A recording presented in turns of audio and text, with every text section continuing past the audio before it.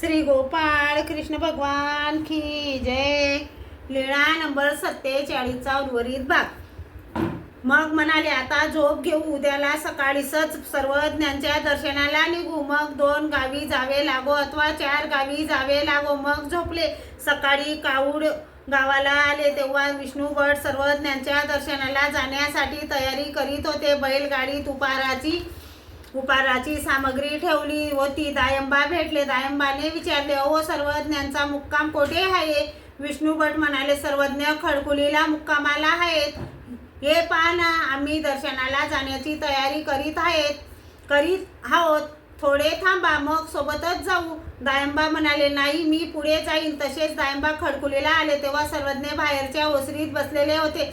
शिरताना डाव्या हाताला सर्वज्ञ दात घासत होते. दायंबाने सर्वज्ञांना दंडोते घातले. श्रीचरणा लागले. सर्वज्ञांनी श्रीकरात दात घासण्याची चिरलेली कांडी अशी गदरलेली होती. सर्वज्ञ म्हणाले, काय हो भोज्या, सकाळीच आले?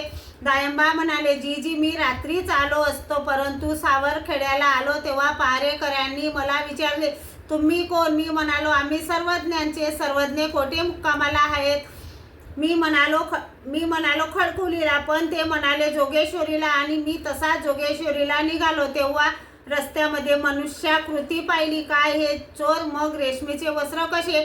तर काय देवता तर आमचे काहीही करू शकत नाही. खडा मारला तर ते बुजगावने निघाले. लोक भीतीदायक म्हणतात ते अशी दायंबाने मागील सर्व हकीकत सांगितली. सर्वज्ञ म्हणाले, भोजाची बरोबरी कोणी करणार नाही. मग सर्वज्ञांनी विचारले, बाई, तुमच्याजवळ काही पाणी भात आहे का?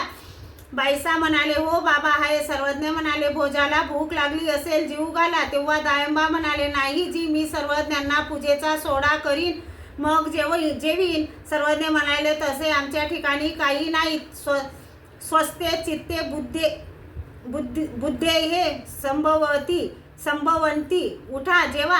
मग दायंबाने थोडासा पाणी भात घेतला. तेव्हा विष्णू भटाची उपार सामुग्री ठेवून आणलेली बैलगाडी आली.